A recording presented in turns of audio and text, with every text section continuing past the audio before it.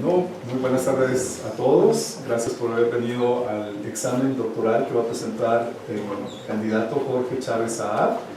El tema de su disertación doctoral es Estimados de seguridad cuántica para criptografía basada en isogenias y nuevas primitivas criptográficas basadas en isogenias, con los coasesores, doctor Cuauhtémoc Macías López y mi persona. Y tenemos el gusto de contar ahora como parte del jurado doctoral de Jorge a la doctora Sonia Guadalupe Mendoza Chapa, coordinadora del Departamento de Computación, la doctora Lisbane Ovilla Martínez, investigadora del Departamento de Computación, el doctor Juan Carlos Q. Couch, también investigador del Departamento de Computación, y como profesor invitado por parte del centro, el doctor Luis Julián Domínguez Pérez, del ITESO de Guadalajara.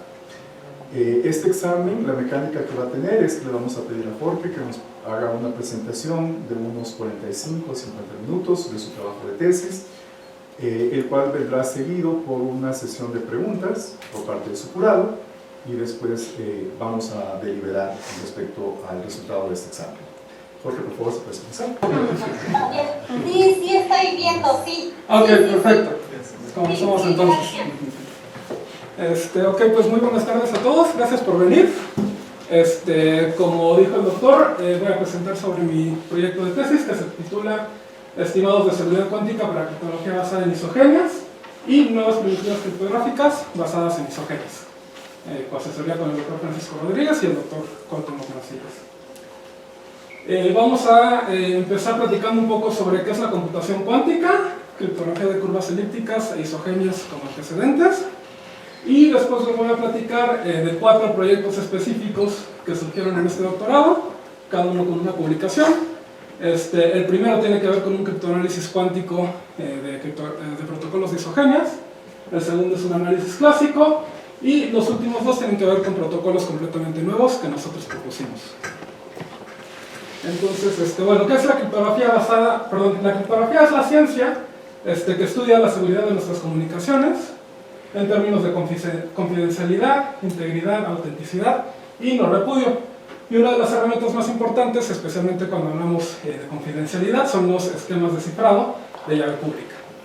Entonces tenemos un problema muy común, que es que 2 personas, llamémoslas Alicia y Beto, quieren mandarse mensajes por el internet, pero por miedo a que alguien pueda estar espiando sus comunicaciones, pues ellos quieren cifrar sus mensajes. Sin embargo, es un problema circular porque si negocian la contraseña a través del internet, pues todo va a estar monitoreado de igual forma. Entonces existe una solución a esto que es el intercambio de llaves de Diffie-Hellman, donde lo que hacemos es fijar un grupo arbitrario y un generador G para ese grupo, y después Alicia y Beto eligen números K y KB, que son sus llaves privadas, y calculan G a la KA y G a la KB, que son las llaves públicas. Entonces ellos intercambian, pues llegan y es de donde van a derivar su contraseña.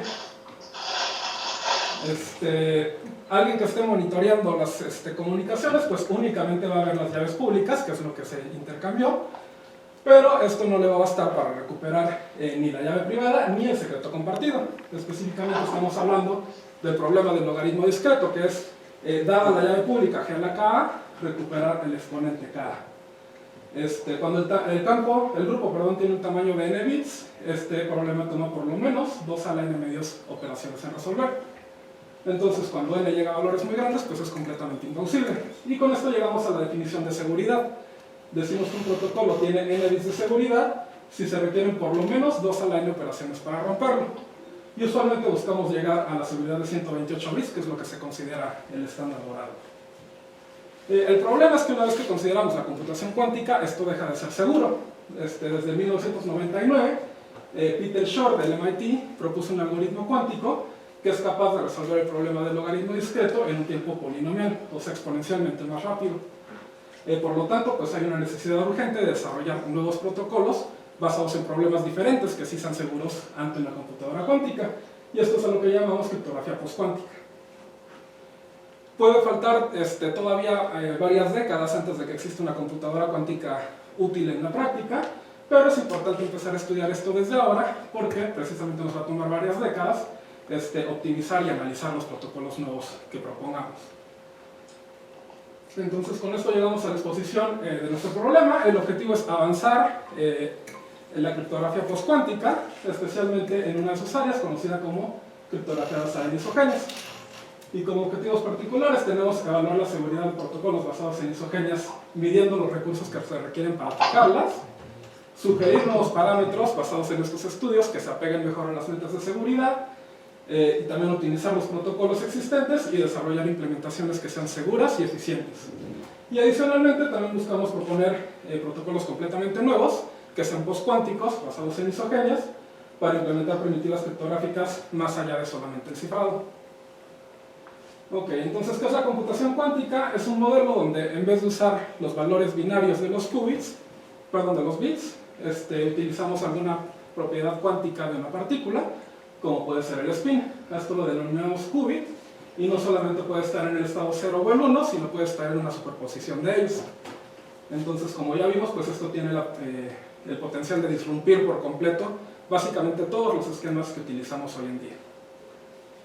Una superposición es únicamente una combinación lineal sobre los complejos. Entonces utilizamos esta notación conocida como notación de Dirac, donde un estado psi está descrito con una combinación del estado 0 y el estado 1 con amplitudes alfa 0 y alfa 1. Cuando yo mido el estado, nunca observo directamente la superposición, sino que el estado colapsa solamente a 0 o solamente a 1 con probabilidades proporcionales a la amplitud. Y también puedo escribir muchos qubits a la vez utilizando la notación tensorial, donde tengo una amplitud para cada combinación del qubit 0 en el estado de 0, el qubit 1 en el estado de 1, etc. Y esto lo solemos abreviar de esta forma en un estado que es B vectorial, un bit para cada uno de los qubits. Según la física cuántica, la operación de una partícula siempre está dada por un operador lineal. Entonces, si yo utilizo una notación vectorial, donde el estado 0 es el vector 1, 0 y el estado 1 es el vector 0, 1, significa que los operadores van a ser matrices unitarias de 2 por 2. Entonces aquí tenemos un ejemplo de esta matriz que es una diagonal pero invertida, y básicamente está implementando lo que sería la compuerta de negación, porque el estado 0 me lo manda el 1 y el estado 1 me lo manda el 0. Sin embargo, como es un operador cuántico, también puede actuar sobre superposiciones. Entonces, si yo empiezo con una combinación 0 menos 1, me la va a voltear a 1 menos 0. Entonces, es como si fuera una negación, pero algo más general, porque actúa sobre superposiciones. Una consecuencia de la unitariedad es que todo tiene que ser invertible. Entonces, esto de hecho imposibilita muchos cálculos en una computadora cuántica. Por ejemplo, si yo quisiera calcular la compuerta AND de 2 qubits y sobreescribir el resultado sobre uno de ellos, esto podemos ver que no es invertible, porque el estado 0, 0 tiene 2 preimágenes diferentes. Entonces, ¿qué significa esto? Que este cómputo sería imposible de realizar en una computadora cuántica. Lo que sí podría hacer es, si tengo un tercer qubit, calcular el AND y a eso hacerle un XOR con el qubit nuevo. Eso sí lo puedo implementar específicamente con esta matriz que se llama compuerta de Toffoli. Y mientras el B2 haya empezado en el estado 0, pues justamente habré calculado el AND que yo quería, ¿no? Nada más que lo tengo que guardar necesariamente en un lugar nuevo. Entonces, con esto llegamos a que ciertas compuertas son lineales y se pueden implementar fácilmente con un operador, mientras que otras son no lineales y van a requerir de qubits adicionales. Estos qubits adicionales los llamamos ancillas, y siempre asumimos que empiezan en el estado 0. Entonces, antes de poderlos reusar, siempre tengo que deshacer cualquier cómputo que haya hecho, por lo tanto el costo básicamente se duplica. Por estas razones, las compuertas no lineales se consideran mucho más caras, y cuando estamos contando los recursos, normalmente solo nos enfocamos en cuántas compuertas no lineales hay. Las lineales las consideramos que son grandes. Y bueno, dado que podemos implementar todas las compuertas a las que estamos acostumbrados, pues debería estar claro que cualquier función se puede implementar en un circuito cuántico. Pero esto, que si yo empiezo con un estado que es una superposición de todas las entradas y aplico mi circuito cuántico, lo que voy a obtener es una superposición de todas las salidas. Entonces, básicamente, en cierta forma estoy calculando la función para todas las entradas a la vez, haciendo una sola aplicación del circuito. Entonces, aquí podemos empezar a ver de dónde viene el poder de la computación cuántica. Es importante simular estos circuitos para conocer su costo, usualmente en 3 métricas que nos interesan. La primera es el número de compuertas no lineales, como les dije, o en especial un tipo de compuertas particulares que se llaman compuertas T. La segunda es la profundidad del circuito, que es cuántas veces tengo que operar sobre un mismo qubit. Un problema de las partículas cuánticas es que son muy susceptibles al ruido, entonces conforme pasa el tiempo, voy a ir perdiendo información sobre cuál era mi estado y ya no tiene nada que ver con lo que estoy calculando. Entonces nos interesa que tenga una profundidad pequeña para poder terminarlo rápido. Y la última es la anchura del circuito, es decir, cuántos qubits diferentes necesito, cuál es el tamaño de la memoria cuántica. Bueno, pasamos ahora a la criptografía de curva elíptica, y esta es la base de muchos protocolos usados hoy en día, y tiene la ventaja de tener llaves muy cortas y ser muy eficiente, pero no es postcuántica. ¿Qué es una curva elíptica? Es una ecuación de este tipo, y cuadrada igual a x cúbica más x más b, que tiene la propiedad de que cualquier línea que lo intersecte la va a hacer exactamente en 3 puntos. Entonces, esta propiedad la explotamos para definir una operación de grupo, donde decimos que P más Q más R es igual a 0, para cualquiera 3 puntos en una recta. Si yo trabajo en las ecuaciones, esto es lo que obtengo para mi ley de adición. Y esto obviamente solamente tiene sentido cuando estoy trabajando sobre los reales. En criptografía normalmente usamos un grupo finito, un campo finito, que llamamos FQ. En este escenario ya no tiene sentido la descripción gráfica, pero estas ecuaciones sí siguen teniendo sentido y todos funcionan igual. Las isogenias son en cierto modo una extensión que aprovecha todo el marco teórico de las curvas elípticas, al mismo tiempo que sí logra tener seguridad postcuántica. Una isogenia es un mapa racional no constante entre curvas, o sea, me lleva de puntos en una curva a puntos en otra curva, modificando las coordenadas por una razón de polinomios. Y esto siempre va a preservar la operación de grupo. Definimos el grado de la isogenia como el grado máximo de estos dos polinomios, y es una propiedad multiplicativa. Decimos que una isogenia es separable si su... Perdón, ¿alguien tiene su micrófono abierto? ¿Lo podrían silenciar?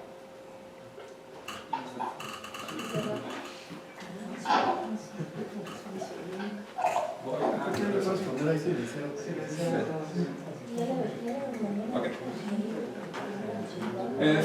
Perdón. Entonces decimos que una isogenia es separable si su grado es igual al tamaño de su núcleo, donde el núcleo, recordemos, es el conjunto de puntos que se mandan a la identidad. Y estas son muy interesantes porque resulta que una isogenia separable queda definida de manera única por su núcleo, hasta un isomorfismo. Esta propiedad la podemos explotar para definir la siguiente notación. Para cualquier punto en la curva va a existir una única isogenia cuyo núcleo esté generado por ese punto, hasta isomorfismo. Y la imagen de esa isogenia es lo que yo defino como E entre P. Entonces, dada P, hay un algoritmo eficiente para calcular E entre P, que se conoce como las fórmulas de Belú. La forma tradicional de evaluarlas tomaba un tiempo que es del orden del grado de la isogenia, pero en el 2020 Bernstein y otros encontraron una mejora significativa que mejora la complejidad a raíz cuadrada del grado. Entonces este fue un acontecimiento muy importante y un avance significativo para la criptografía basada en isogenias. Vamos a hablar ahora de curvas supersingulares y primero tengo que mencionar el teorema de Hasse. Me dice que el número de puntos en una curva elíptica, cuando trabajo con un campo de tamaño P a la n, es precisamente P a la n menos T más 1, donde T es un número que se conoce como la traza de Frobenius, que siempre está en el intervalo de menos 2P a más 2P. Cuando el primo P divide a la traza de Frobenius, decimos que la curva es supersingular, y de lo contrario es una curva ordinaria. Las curvas supersingulares son importantes porque si yo considero esta gráfica, donde cada vértice es una curva elíptica y cada arista es una isogenia, esta resulta ser una gráfica de Ramanujan, lo cual significa que el diámetro de la gráfica crece respecto al tamaño del campo con una tasa óptima. Básicamente significa que si yo hago caminatas aleatorias en esta gráfica, la curva en la que termino muy rápidamente va a converger a algo que parece una distribución aleatoria. Entonces por eso es que nos interesan las curvas supersingulares en la criptografía. Y específicamente hablamos del problema de las isogenias supersingulares, que es, dadas dos curvas, encontrar la isogenia que las conecta. Pensamos que este es un problema difícil incluso para una computadora cuántica, ya que el mejor ataque cuántico conocido tiene una complejidad que es raíz cuarta del tamaño del campo. Y la idea es que podamos usar las isogenias para imitar el protocolo de Diffie-Hellman, donde Alicia y Beto escogen puntos PA entre PA y PB, calculan la curva E entre PA y E entre PB, intercambian curvas y después aplican su isogenia a la curva uno del otro para llegar a la misma curva. El problema es que no queda inmediatamente claro cómo calcular las isogenias en la segunda mitad del diagrama, porque Alicia necesitaría saber cuál es el equivalente de su punto en la curva de Beto y viceversa. Entonces hay dos estrategias para resolver esto. La primera es la que usaba un protocolo conocido como SIDH, y lo que hace era publicar información auxiliar que ayuda a que Alicia calcule la imagen de su punto bajo la isogenia de Beto y viceversa. Sin embargo, el año pasado se demostró que esto filtraba información muy importante, y hubo un ataque por Kaslik y de Croo que quebrantó por completo la seguridad de este protocolo. Entonces fue un golpe muy grande para las isogenias en general porque pues lo desacreditó por completo y este protocolo a la fecha está básicamente muerto. La segunda estrategia era la que usaba CSIDH y lo que hacía era restringirse a un campo de tamaño primo y resulta que en este escenario hay una forma en que las isogenias se pueden considerar conmutativas de manera natural sin publicar nada. Entonces este protocolo no fue afectado por el ataque y afortunadamente era en el que más nos habíamos centrado en este proyecto. Entonces vamos a hablar más del segundo protocolo, CSI, que son las siglas en inglés para Diffie-Hellman conmutativo de isogenias regulares. Lo que hace es trabajar en una curva, en un primo, donde el tamaño de una curva supersingular va a ser 4 veces el producto de varios primos pequeños LI. Esto significa que va a existir un punto PI de orden LI que define una isogenia phi para cada una de las cis. Y utilizamos esta notación. Si la isogenia I me lleva de E a prima, decimos que este objeto LI actuando sobre E me produce E'. Este objeto LI se conoce como una clase de ideales, no vamos a entrar mucho en detalle, pero se puede considerar nada más como una notación alternativa.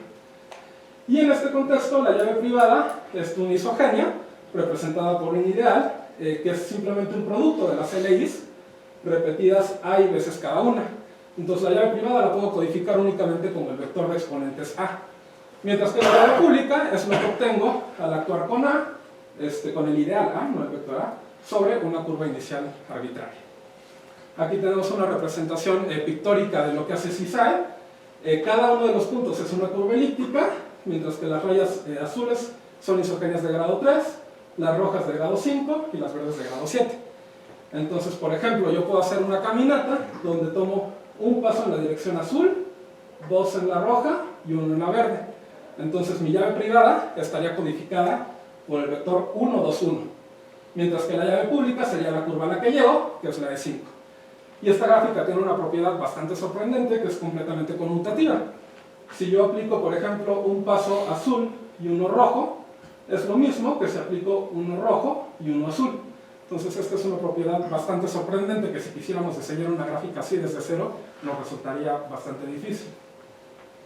Y con esto llegamos a nuestro protocolo de Diffie-Hellman. Alicia y Beto escogen ideales A y B, cada uno calcula A actuando sobre la curva inicial y B actuando sobre la curva inicial, intercambian curvas y después ambos obtienen esta curva en común. En cuanto a la seguridad clásica solamente depende del tamaño de las llaves. Entonces originalmente se proponía usar 74 LIs diferentes con exponentes en el intervalo de menos 5 más 5, lo cual nos da 11 a la 75 o aproximadamente 2 a la 256 llaves. La seguridad cuántica es un poquito más complicada. A pesar de que la conmutatividad es muy útil, pues el hecho de que estemos en un caso especial abre la puerta a que exista un ataque más eficiente. Y efectivamente, en el 2005, Kuperberg encontró un ataque cuántico que toma un tiempo subexponencial. Entonces, no es completamente desastroso porque no llega a ser polinomial, pero sí es algo que vamos a tener en cuenta, que existe un ataque cuántico más eficiente. Entonces, inicialmente, haciendo un análisis bastante simplista, nada más basado en la complejidad, se había estimado que un primo de 512 bits más o menos iba a ser suficiente. Sin embargo, ya que se trató de medir la seguridad concreta, pues resultó ser algo mucho más a disputa. En el 2018 hubo un resultado que estimaba que se necesitaban 2 a la 40 compuertas T para cada evaluación de CSI, mientras que Packard en el 2020 estimó que solamente se necesitaban 2 a la 16 evaluaciones en total para todo el ataque. Entonces, si yo combino estos resultados, 2 a la 40 por 2 a la 16, me da algo mucho menor que la seguridad, por ejemplo, de AES, que se estima que tiene 113 bits de seguridad cuántica. Luego, en el 2020, Bernstein obtuvo unos números ligeramente diferentes, que pintan una figura un poco más optimista, pero de todos modos demuestran una insuficiencia en la seguridad. Entonces, con esto llegamos al contexto de nuestro primer proyecto, que se tituló Scale of CSI, y es un proyecto que realizamos con Sam Jacks, que es un investigador de la Universidad de Oxford, y Jesús Chidomínguez, quien también fue alumno del Dr. Rodríguez. Y nuestros objetivos eran estimar el costo del ataque de Kuiperberg para instancias más grandes de CSI, escalar los parámetros a un nivel que sí sea cuánticamente seguro, y hacer implementaciones eficientes de estas nuevas instancias para medir su desempeño. La idea básica es que como el ataque de Kuiperberg tiene una complejidad que demuestra que depende solamente del tamaño del primo, pues es posible aumentar la seguridad cuántica simplemente inflando el tamaño del primo sin necesariamente meternos con el espacio de llaves. Sin embargo, pues trabajar sobre un campo más grande va a costarnos eficiencia en el protocolo entero, entonces esperamos que esto sea muy dañino para su eficiencia. Y proponemos amortiguar este daño con dos trucos. Uno son los exponentes pequeños, que es, dado que estamos trabajando sobre un primo más grande, podemos meterle más factores de LI. Entonces, teniendo más LIs, nos basta con considerar exponentes menos 1 o más 1, sin tener que explorar el intervalo entero de menos 5 más 5. El segundo truco son las isogenias sublineales, y estoy hablando justamente de las fórmulas más eficientes de Bernstein que les mencioné. Este algoritmo no lo desarrollamos nosotros, pero fuimos los primeros en implementarlo en C en tiempo constante, y dado que estamos usando LIs más grandes, pues nos va a resultar particularmente beneficioso a nosotros. Estas son las nuevas instancias de CSI que propusimos.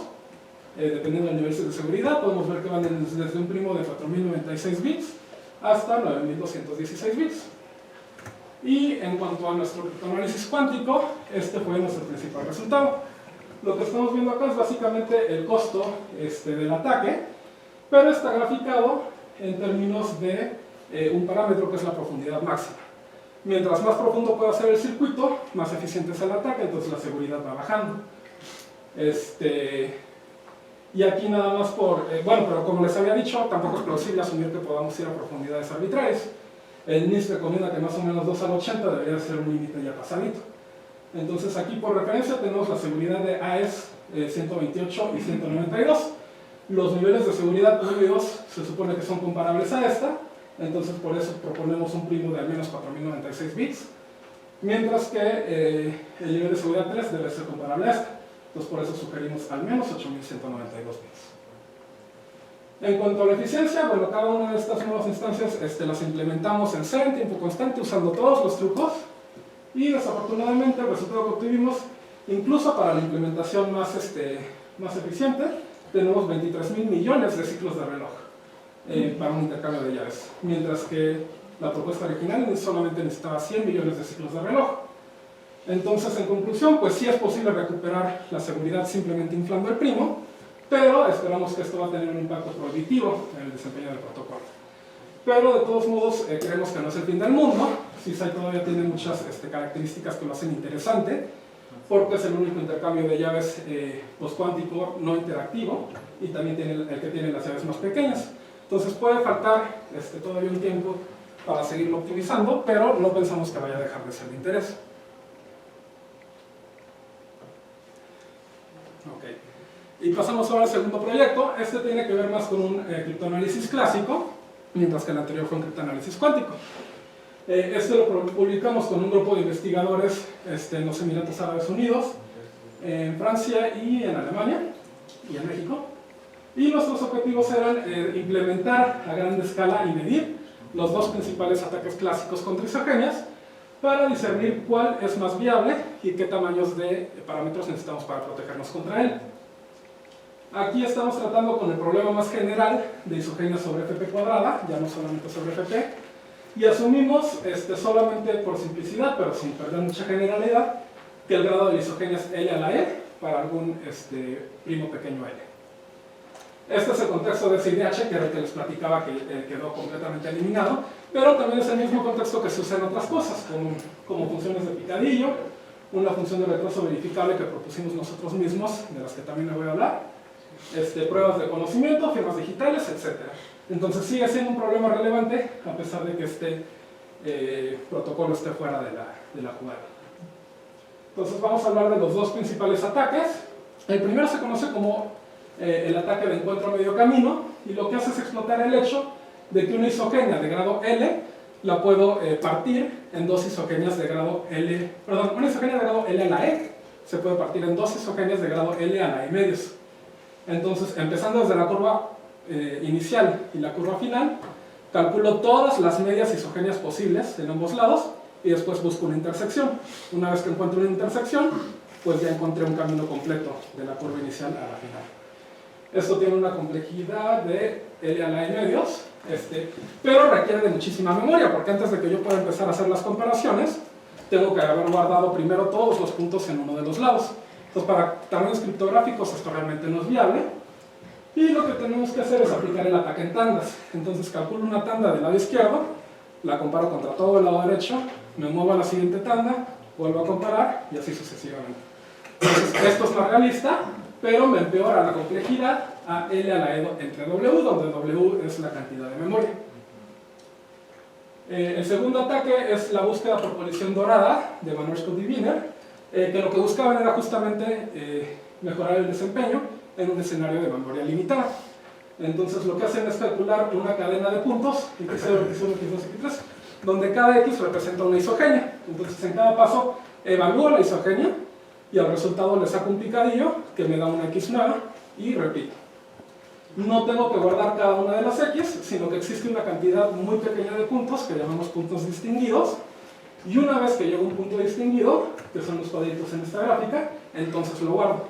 La idea es que si ocurre una colisión entre dos cadenas, pues las dos cadenas van a estar unidas a partir de ese punto. Entonces no hace falta que yo detecte inmediatamente la colisión, me puedo esperar hasta que lleguen a un punto distinguido y entonces me voy a dar cuenta de que hubo una colisión y ya me puedo regresar a ver exactamente dónde fue. Lo que gano es que ya no tengo que guardar todos estos puntos, sino únicamente los cuadrados en la memoria. Entonces esto me mejora la complejidad a L a la 3/4 de E entre W.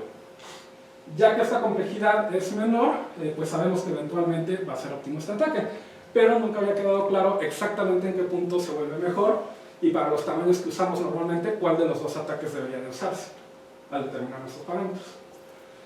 Nosotros implementamos a gran escala ambos ataques usando GPUs y CPUs.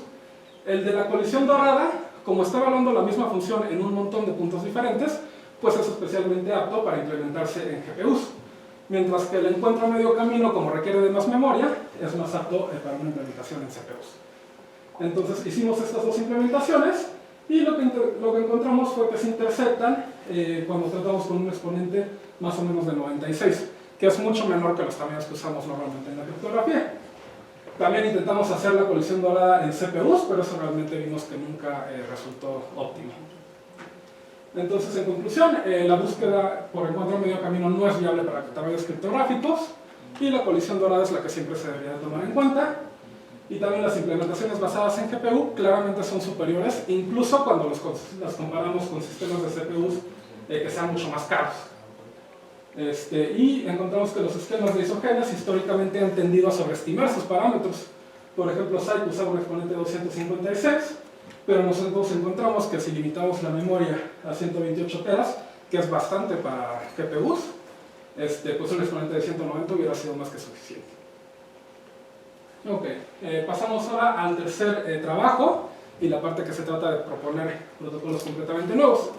Esto lo publicamos con el Dr. Mehdi Tibushi de Japón y el objetivo fue proponer la primera función de retraso verificable con seguridad postcuántica a base de isogenias. ¿Qué es una función de retraso verificable o BDF?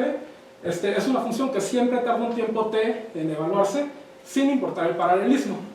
Pero una vez que alguien publica el resultado, todo el mundo puede verificar que es correcto en un tiempo polilogarítmico en t.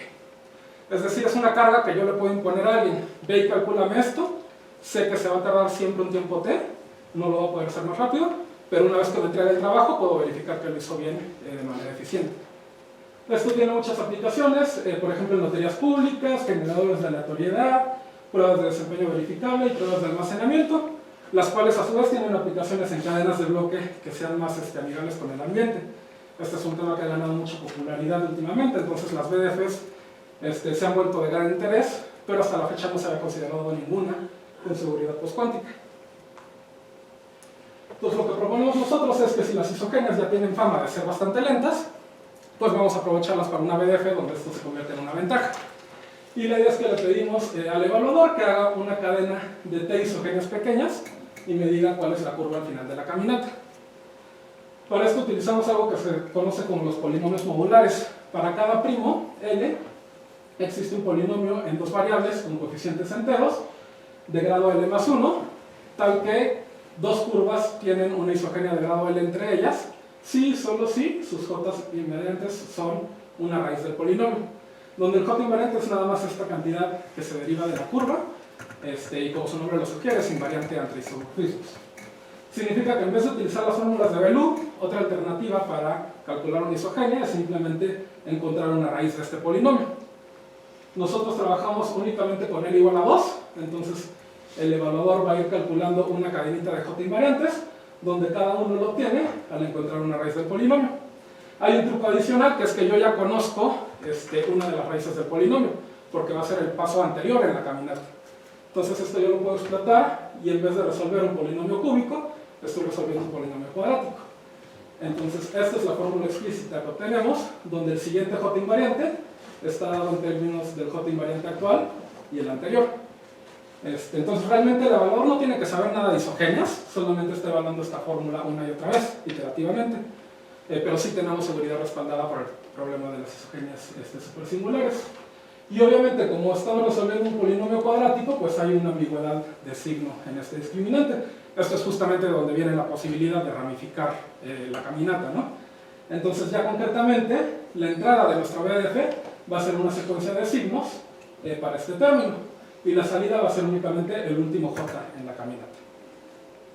Para la verificación utilizamos algo que se conoce como argumento sucinto no interactivo, o SNARC por sus siglas en inglés, y es un protocolo genérico que puede verificar cualquier cálculo. Con esto tenemos una prueba que se genera en un tiempo proporcional a t, mientras que la verificación va como logaritmo de t a la cuarta. Cabe mencionar que una SNARC genérica lo que hace es que guarda todos los valores de cada registro en el CPU y va verificando cada operación que hace el CPU. Mientras que nosotros demostramos que se puede adaptar el protocolo para que trabaje directamente sobre el campo. Es decir, guardamos elementos de campo y verificamos operaciones de campo. Esto no mejora la complejidad, pero sí esperamos que ahorre significativamente en términos concretos. Entonces, en conclusión, pues sí es posible construir una BDF que sea postcuántica, que es la primera de su tipo, usando isogenias, y nuestro método para realizar SNARCs directamente sobre el campo, pues debe de ahorrar bastante en términos concretos. Nosotros no hicimos ninguna implementación de esto, pero este año salió un trabajo basado en el nuestro, donde usaron nuestro mecanismo de las SNARCs para crear una prueba de conocimiento, y encontraron que lo que obtuvieron fue más eficiente que el estado del arte previo. Entonces, pues sí tenemos muy buenas esperanzas de que esto sea viable. Y pasamos ahora al último proyecto, que se titula SwiftTC, que es un acrónimo para función indiferenciable de Chalupa-Leboeuf a curvas elípticas. Este proyecto también lo publicamos con el Dr. Mehdi Tibushi, y el objetivo fue proponer la primera función de codificado admisible que funcione con una sola exponenciación para un conjunto grande de curvas elípticas. Ya que esto tiene muchas aplicaciones inmediatas y era un problema que llevaba abierto mucho tiempo, pues fue el trabajo que recibió más atención. Este paper ganó el premio al segundo mejor paper en AsiaCrit, y también fue invitado a hacer una publicación, una versión extendida en Journal of Cryptology. Entonces, nada más a manera de contexto, muchas aplicaciones requieren de una función de picadillo, que básicamente es una forma de obtener puntos aleatorios en mi grupo criptográfico. Pero cuando estoy tratando con curvas elípticas, pues no es trivial cómo hacer esto. Concretamente, el problema que estamos enfrentando es, dada una curva elíptica, cómo obtengo coordenadas x, y que estén en la curva, pero que sean aleatorias. Entonces, una construcción ingenua puede ser, nada más hago un picadillo a alguna x en el campo y trato de calcular la y correspondiente.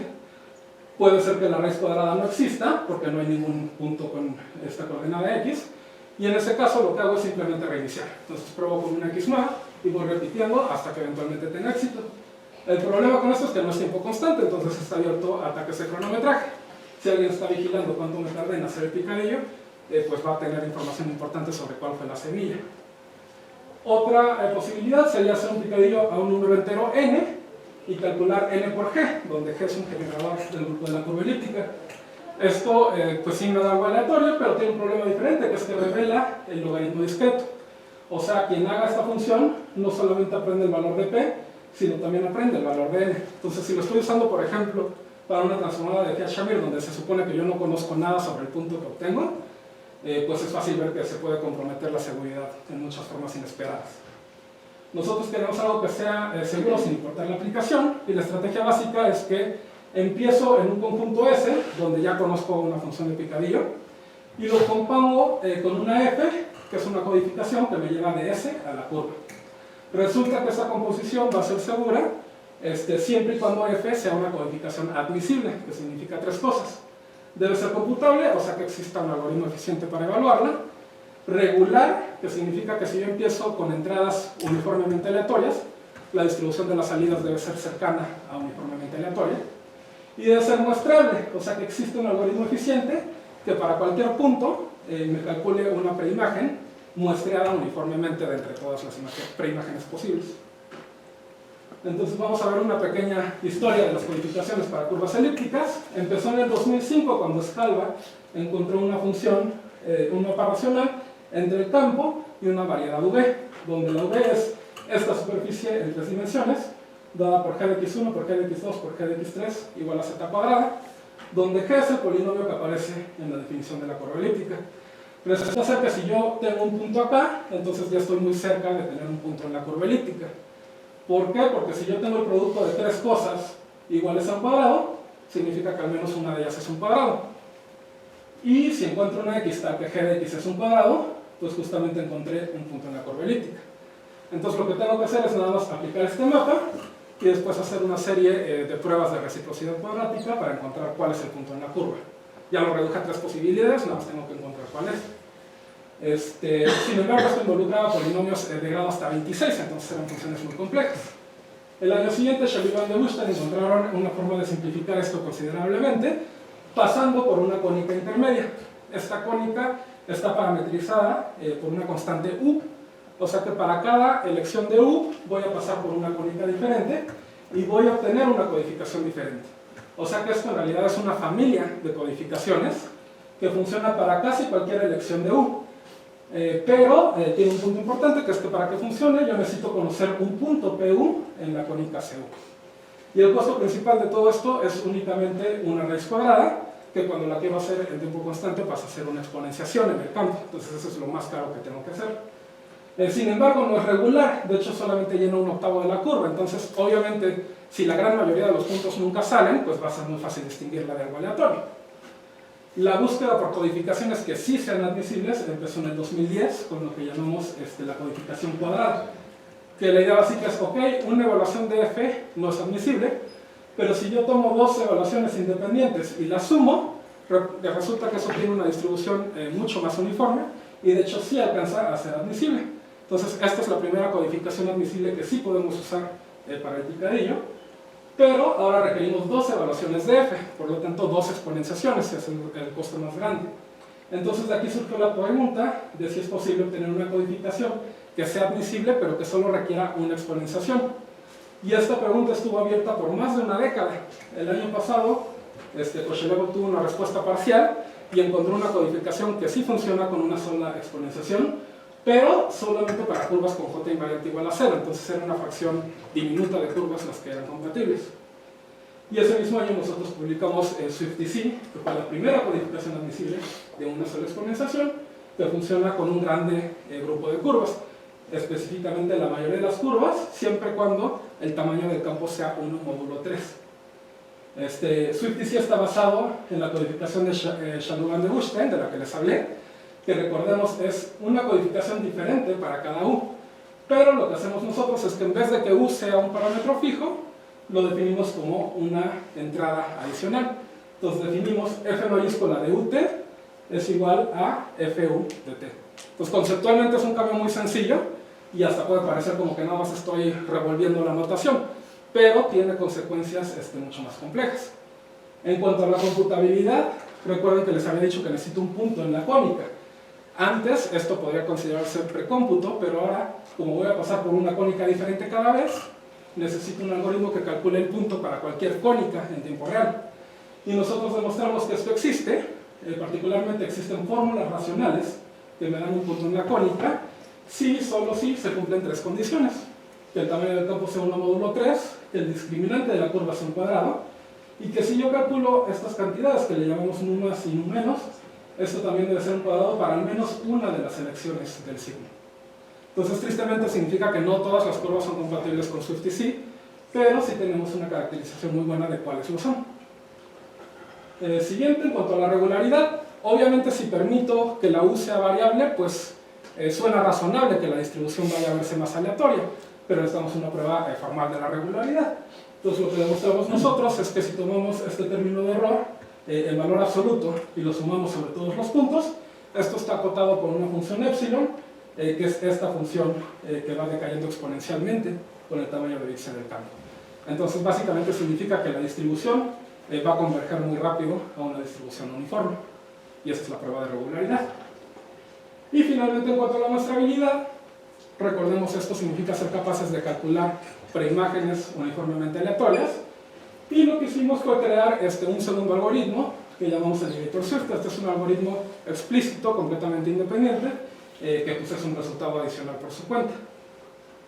En cuanto a la eficiencia, tenemos resultados preliminares de una implementación en C para esta curva, que es la que se utiliza en el Bitcoin, y estamos comparando SwiftDC contra la codificación cuadrática de la que les hablé, que era el estado del arte antes.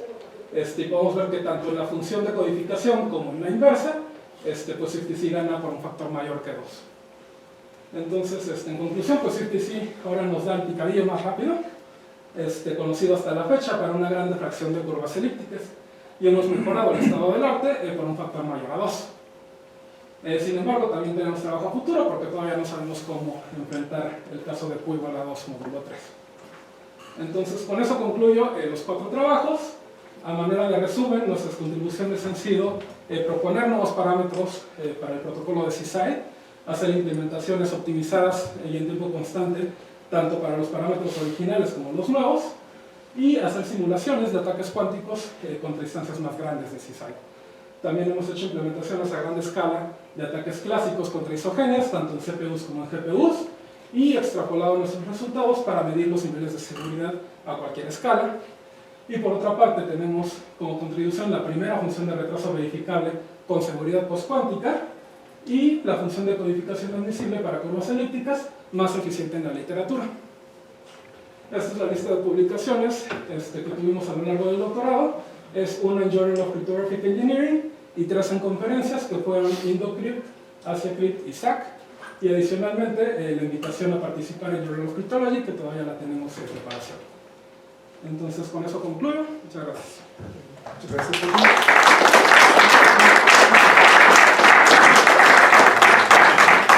Muy bien, entonces ahora pasamos a la segunda fase del examen, pasamos a las preguntas por parte del jurado, y como esta edición en el centro, comenzamos con el profesor invitado. Por favor, doctor Luis Julián, ¿puedes comenzar? Gracias. ¿Qué tal? Muchas gracias por tu presentación. Hablaste mucho de Bitcoin, y entonces, bueno, igual, bueno, no mucho, pero sí mencionaste en algunas ocasiones, y bueno, ahorita lo tocamos. No sé si has escuchado por ahí que se están hablando en foros acerca de propuestas de TLS, pues híbrida, con curvas elípticas y algún método TLS, por ejemplo, usando alguna de estas técnicas sí, para el intercambio.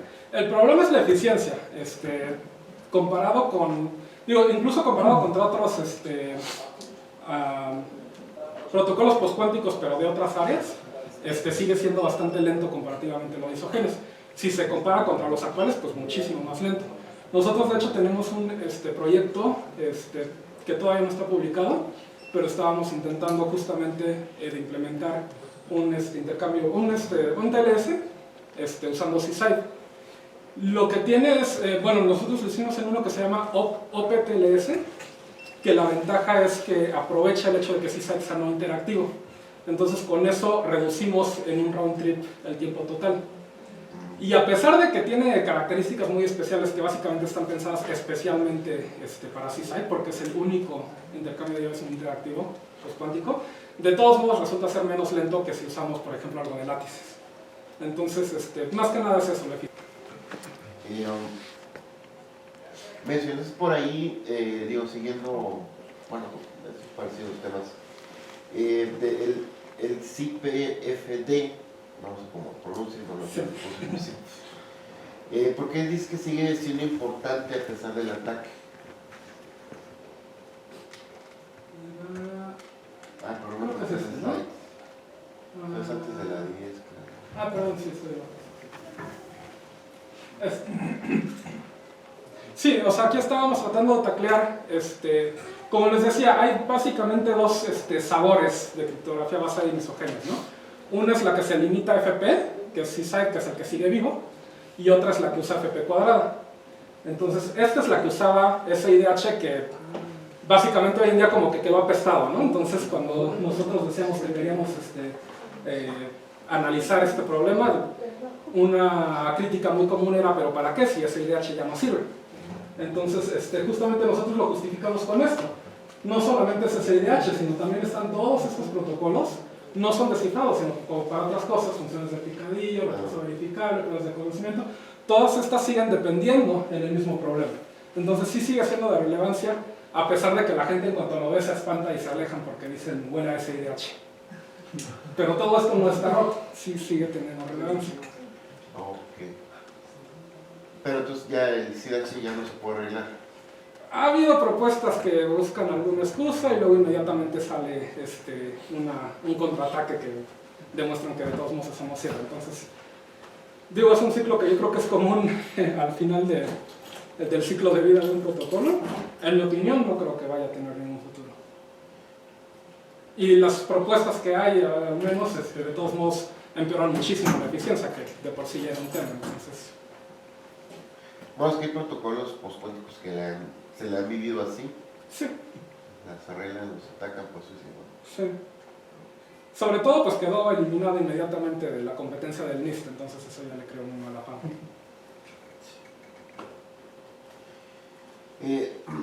Bueno, entonces, para el CSI, que no está roto, 512 no nos sirve.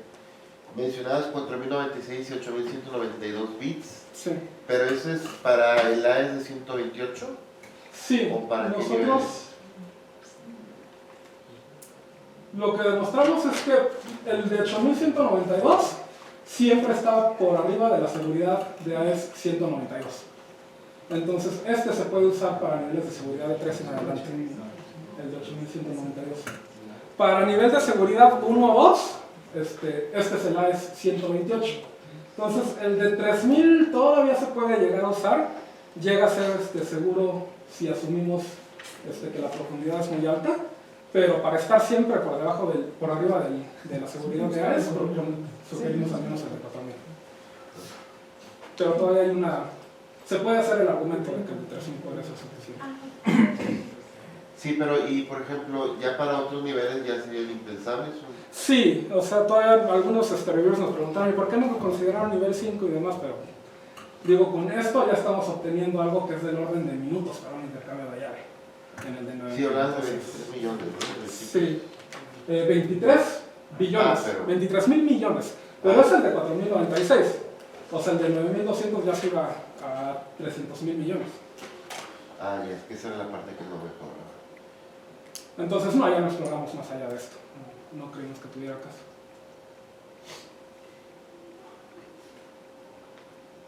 ¿Y cuáles serían las perspectivas, por ejemplo, para un sistema embebido para usar esta?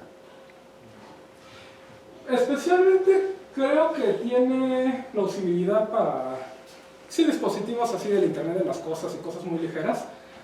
En casos de que no nos interese mucho la eficiencia, que puede ser un escenario un poco cuestionable, pero si es el caso, la ventaja que sí tiene es que el tamaño de las llaves es óptimo. O sea, para n bits de seguridad tenemos llaves de n bits. Entonces, cuando la memoria llega a ser el factor limitante, pues sigue siendo de interés.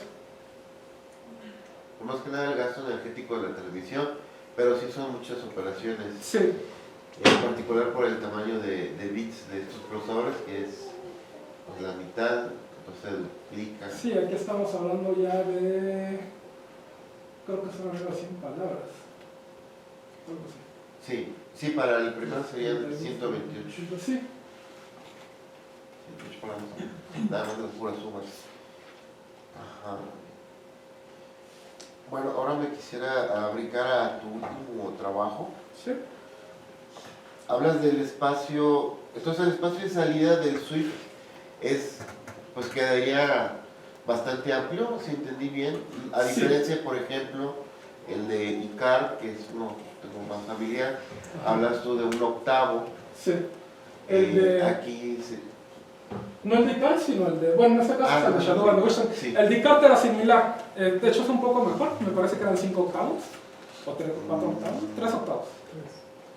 Pero de todos modos no llega a cubrir la mayoría, ¿no? En el caso de SwiftUC sí cubre una fracción que va exponencialmente converge a 100%. Entonces uno de 3 y falta el 2 de 3. Perdón. Entonces sería la mitad alrededor. En el caso de la de ustedes. no, en el caso de la nuestra se cubren prácticamente todos los puntos, porque sí es regular. O sea, pues, ahí nosotros demostramos... sí, perdón, sí. Funciona para campos con tamaño 1, módulo 3. Pero la curva se llena básicamente por completo. Está perfecto, muy bien. Pero ¿y cómo te afecta que no sea determinístico el algoritmo? El nuestro sí es determinista. El que no es determinista es la función inversa, que obviamente no puede ser determinista porque hay varias preimágenes, no es un mapa 1 a 1. Entonces tenemos varias preimágenes y el resultado tiene que ser aleatorio, no nos podemos quedar con uno siempre. Entonces ahí por definición siempre tiene que ser no determinista. Sí. Pero entonces su salida sí es determinista. ¿Desde tiempo constante entonces? Sí. Es tiempo constante, determinista, una sola exponenciación. Y bueno, ya nada más para saber con las preguntas, ¿cuál sería tu mejor artículo? A pesar de que no era, yo creo que viendo el objetivo original es el que menos se apegaba a nuestros objetivos iniciales, pero curiosamente pues acabó siendo el que por mucho llamó más atención, de SwiftUC. Yo creo que por las aplicaciones que tiene el resultado, que esas sí son muy interesantes para aplicaciones inmediatas. Sí. ¿Y vas a trabajar entonces con la P2 módulo 3? Estamos considerando algunas ideas, pero todavía no tenemos nada claro. Ahorita la versión extendida que estamos preparando todavía se va a centrar en nada más en Q igual a 1. ¿Y proyectos a futuros además de este que tienes? Tenemos esto, el que les comentaba de tratar de implementar TLS ya con C-Side integrado. Tenemos otro proyecto que era usar las fórmulas de Belu de Bernstein, las que son más eficientes, pero meterles paralelismo para ver porque además es un algoritmo muy fácil de paralelizar y no se ha hecho en la literatura, entonces también... Bueno, es que sí me llama la atención que siendo Bernstein no se ha implementado.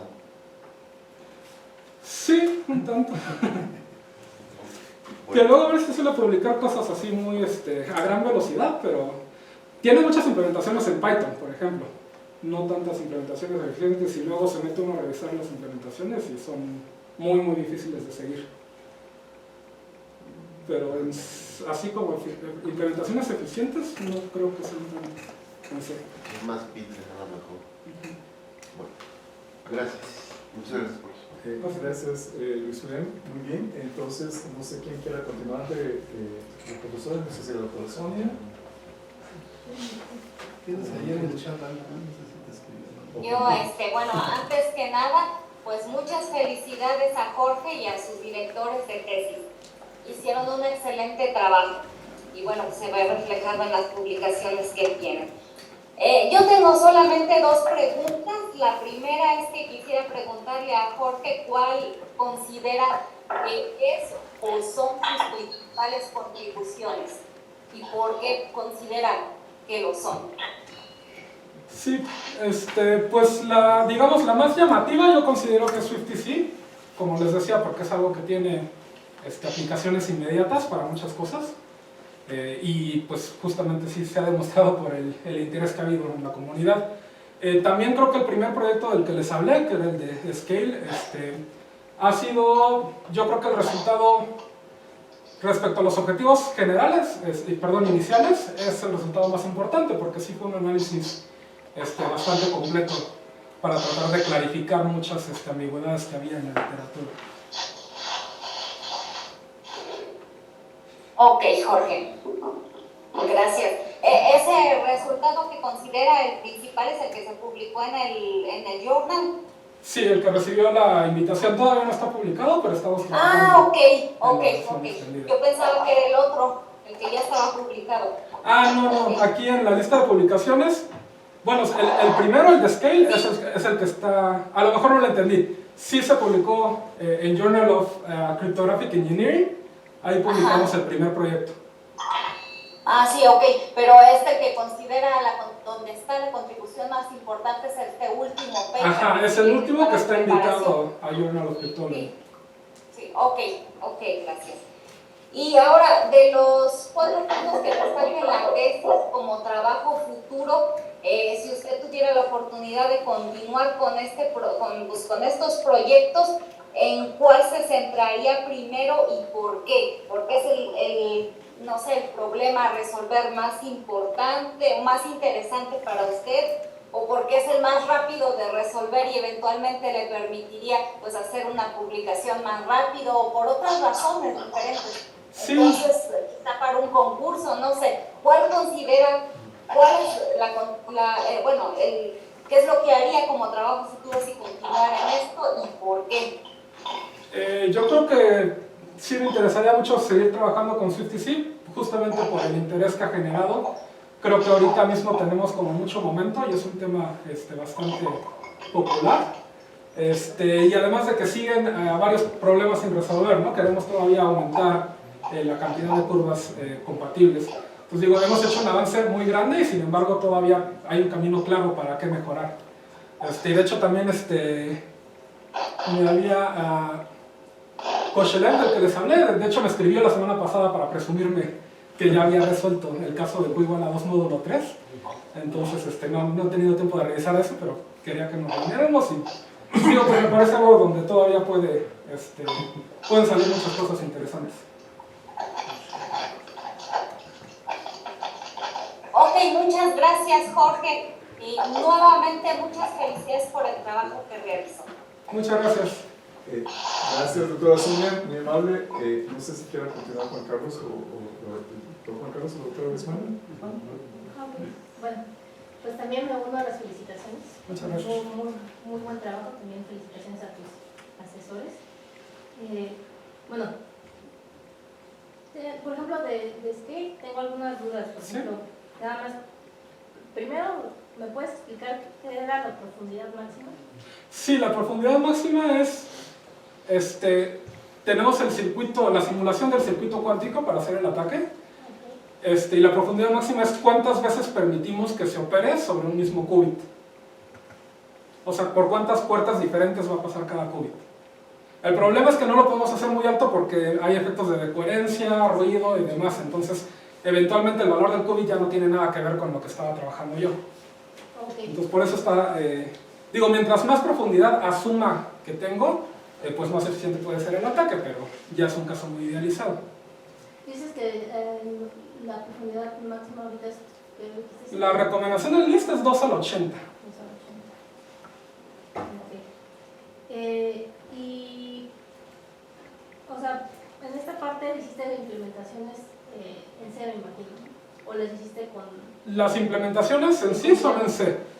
La simulación del circuito cuántico es en Python. Ok, ¿y las implementaciones en C las hiciste con instrucciones específicas? Sí, las instrucciones son en ensamblador. ¿Qué tipo de técnicas para de implementación utilizaste? Tenemos, o sea, todo está hecho en tiempo constante. Ujú. La multiplicación me parece que está basada en Karatsuba, tenemos la reducción de Montgomery.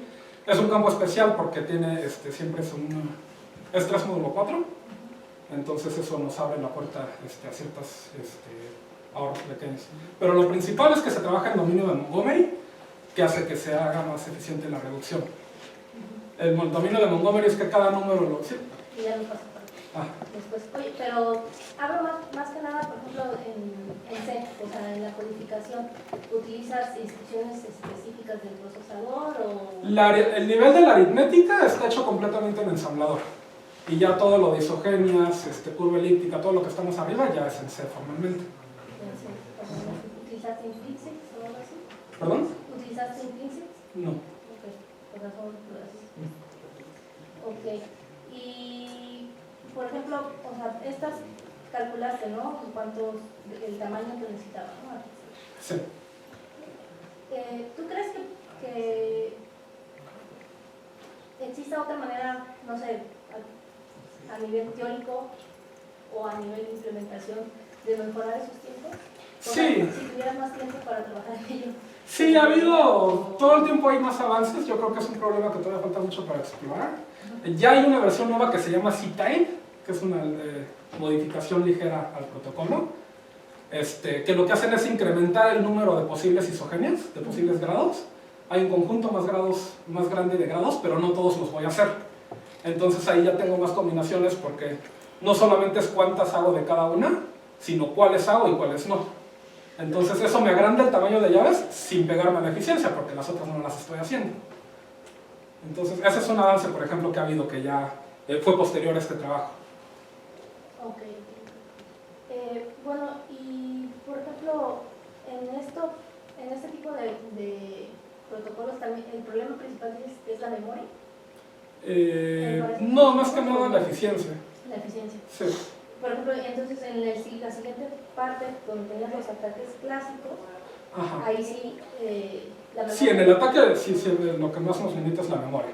Si tuviera memoria infinita, pues guardo por completo todos estos puntos y todos estos puntos, y tengo un ataque que tiene complejidad óptima.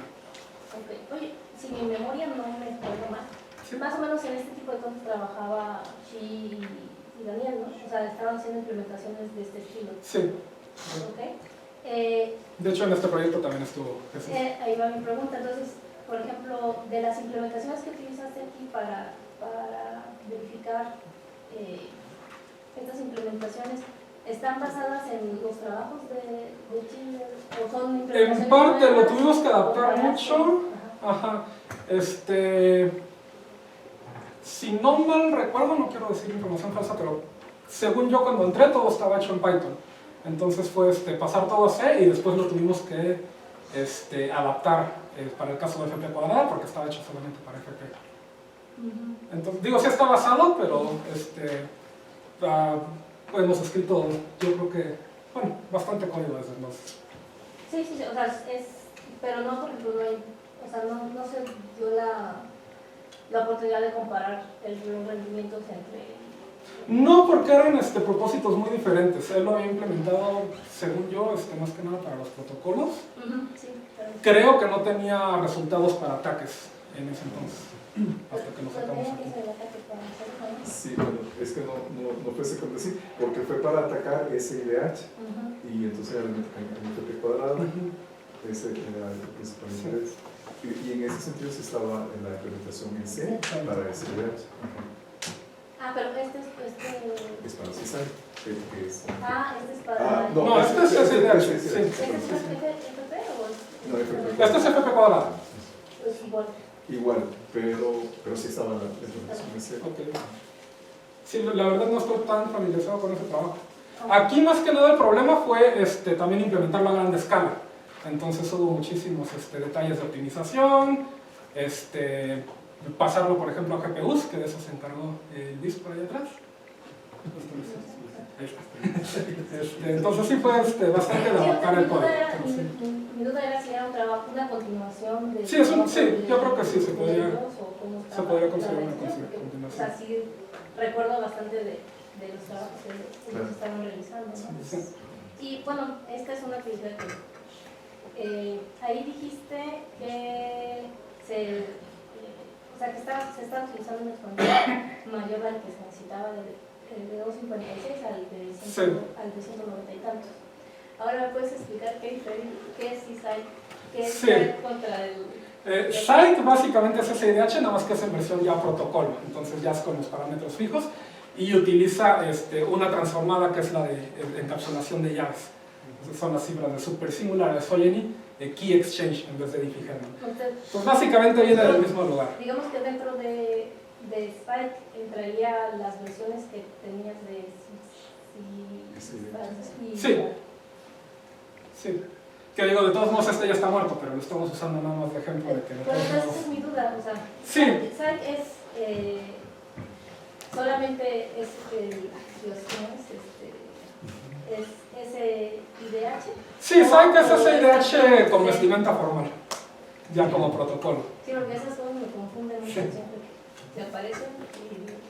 Sí, lo usamos como comparación porque yo creo que ha sido el protocolo más famoso en la historia de las isogenias. Entonces, a pesar de que ya está muerto, es nada más para decir, miren cómo nunca se habían hecho la pregunta de realmente hacer un análisis concreto de la seguridad. Entonces, por ejemplo, ahorita, si ya decimos que cuando escuchamos AIC, pues escuchamos como atestado, ¿qué valor todavía tiene el trabajo que hiciste, el análisis que hiciste de los ataques para...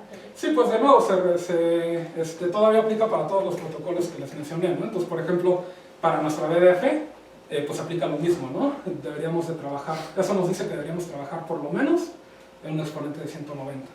O sea, que podrías utilizar uno más chico, incluso, ¿no? Podríamos hacerlo un poco más eficiente. Sí, correcto. Que, digo, de entrada todo el mundo dice pues 256 bits, ¿no? Si quiero 128 de seguridad, le pongo el doble. Pero esto nos dice que digamos, es el resultado que aplica casi globalmente. O sea, mientras yo hago una caminata de longitud 190, pensamos que eso ya se acerca a los seguros.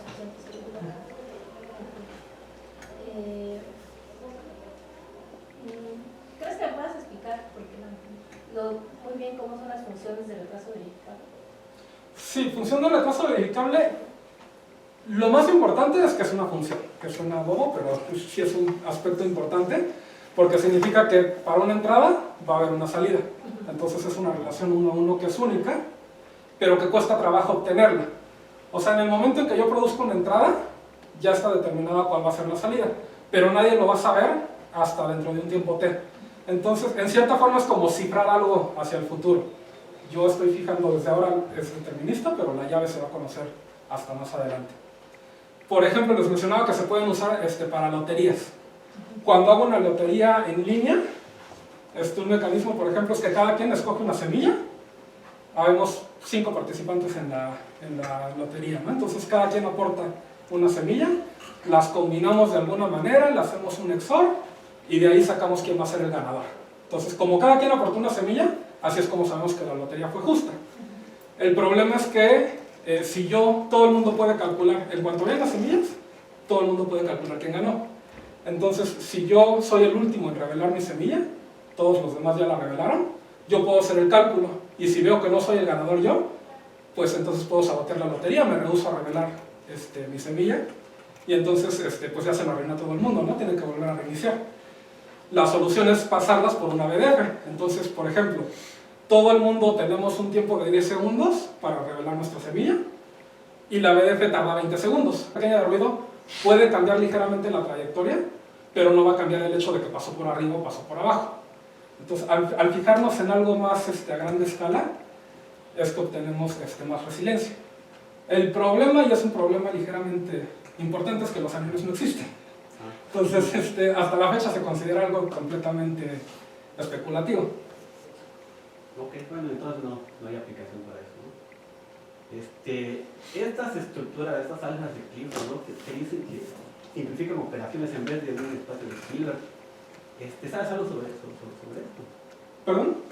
¿Algo sobre esto sabrás? Sí, este es el espacio de Hilbert. Ajá.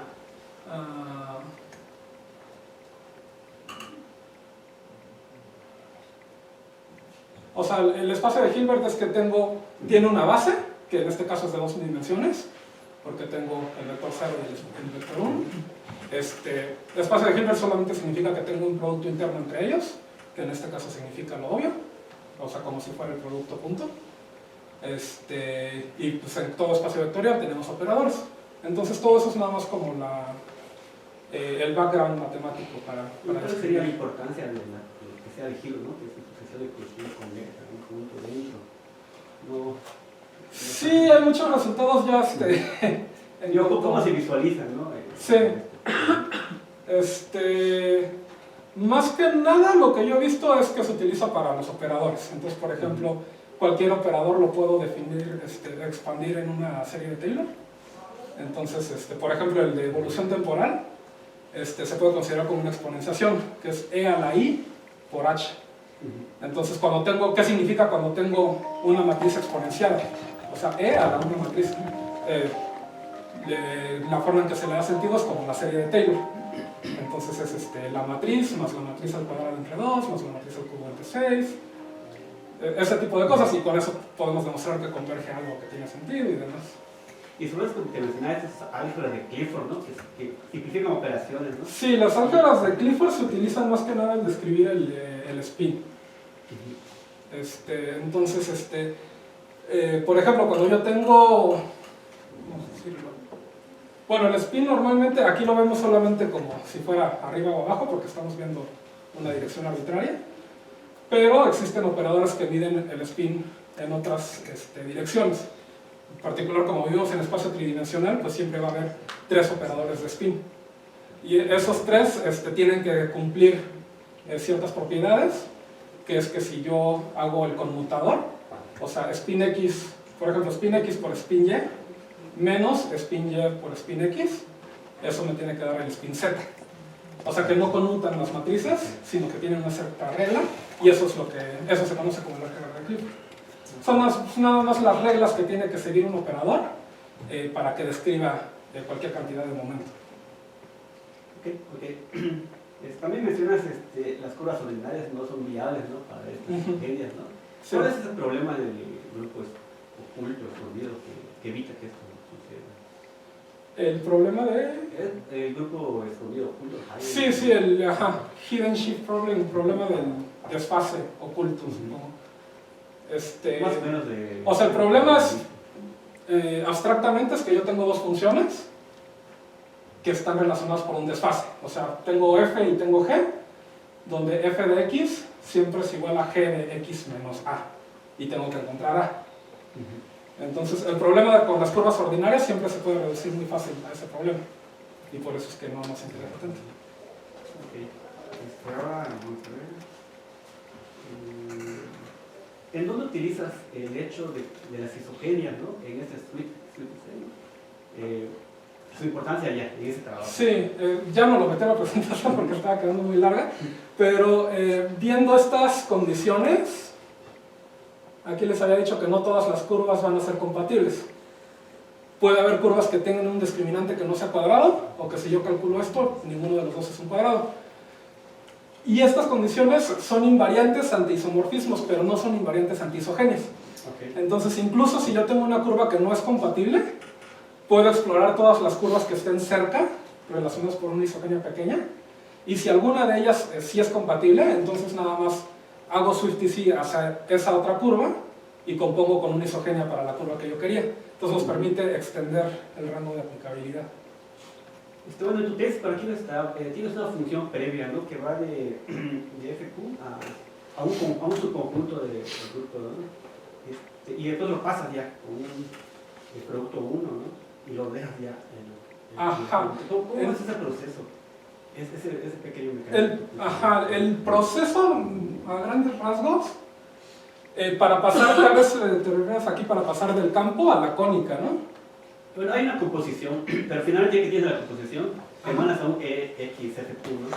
Es un subconjunto, ¿no? Sí. Pero luego ya brincas a Sí, o sea, la función completa es, yo empiezo con el campo, bueno, esta es para la con U fija, ¿no? Pero en mi caso sería, escojo una U y una T. La T la utilizo para parametrizar la cónica. Una cónica siempre tiene, cuando le intersecta una recta, tiene 2 puntos de intersección. Entonces, si yo fijo un punto, me imagino una recta que va rotando, siempre intersecta un otro punto. ¿Sí me explico? Sí, sí. Entonces eso me da un mapa entre pendientes y puntos. Para cada pendiente de la recta existe un punto. Entonces es un mapa 1, 1, que es con el que voy de aquí a acá. El elemento del campo lo interpreto como una pendiente, calculo dónde intersecta esa recta anacónica y eso me da un punto en la cónica. Después aplico el mapa de Chaluban de Usten, que eso sí son fórmulas explícitas, y eso me da un punto acá. Entonces lo que tengo que hacer es nada más checar, este es un cuadrado, sí o no, este es un cuadrado, sí o no, este es un cuadrado, sí o no, y el que sí sea un cuadrado, pues esa es mi respuesta. Puede darse el caso también que los tres sean cuadrados, porque es otra opción. Si el producto de tres cosas son un cuadrado, o una de ellas es un cuadrado, o las tres son un cuadrado. Entonces sí hay ahí un detallito que en caso de que las tres sean cuadrados, tengo que hacer una elección de cuál prioritizo. Y eso es completamente arbitrario. Ok. Nada más tengo que ser consistente. Entonces ya llegas a él, ¿no? Sí. Muy bien. A ver, nuevamente. Tienes una composición ya de puntos admisibles, ¿no? Mencionas que no tiene por qué ser admisible, pero más aún también dices que si lo compones, ¿no? De conclusión con una función, esta era una función variable, ¿no? Una función... ¿Admisible? No, bueno, las admisibles las compones. Ajá. Menciona que no necesariamente tiene que ser admisible esto, ¿no? Y luego lo compones con una función indiferenciable. Ok. Ajá. Y aún así, perdón, me da también otro que es invariable, ¿no? Indiferenciable. ¿Por qué pasa todo esto, no? Sí, aquí es o sea, yo empiezo con un picadillo, un hash, que asumo que es seguro. Pero eso cuando lo compongo con una función arbitraria, no necesariamente me va a dar un hash que también sea seguro. Entonces, esta es una demostración que hicieron estos señores, que eran Bonnetain y otros. Tienen todo un framework de qué significa ser seguro. Y demostraron que es equivalente a estas tres condiciones. O sea, la composición va a ser segura siempre que se cumplan estas tres. Esto es suficiente para, sin preocuparnos por la aplicación, con qué lo vayamos a componer después. Si cumple estas tres, es seguro. Sí. Es indiferenciable. ¿Y por qué la función la composición no sería admisible de funciones admisibles? Por ejemplo, si considero alguna de estas, aquí estoy componiendo un hash para un entero, lo compongo con una función que me lleva del entero a un punto en la curva. Pero al calcularlo estoy relevando otras cosas. Entonces, por ejemplo, si yo quiero hacer una transformada de Fiat-Shamir, se supone que el hash, el picadillo del punto que obtengo, lo debo de poder modelar como un punto aleatorio del que yo no sé nada. Pero si lo calculé de esta forma, pues sí conozco cuál es su logaritmo discreto. Entonces ahí ya tengo cosas que dependen de la aplicación. O sea, puede haber protocolos donde no importe, puede haber protocolos donde sí. Entonces, por ejemplo, esta es una composición de un hash seguro con una codificación arbitraria que resulta no ser segura. Y en términos de estas condiciones, lo que violaría sería la muestrabilidad. Porque sería equivalente a decir que yo puedo calcular logaritmos discretos arbitrarios. Es decir, si yo asumo que esta función es admisible, es equivalente a asumir que el problema del logaritmo discreto es fácil.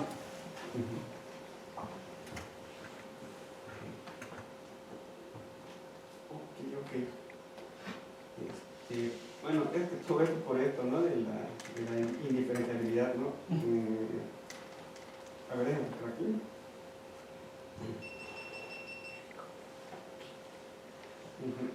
Entonces, ¿cómo se define que una función sea indiferenciable de un oráculo aleatorio? Dado que esto puede pasar, o qué características debe satisfacer.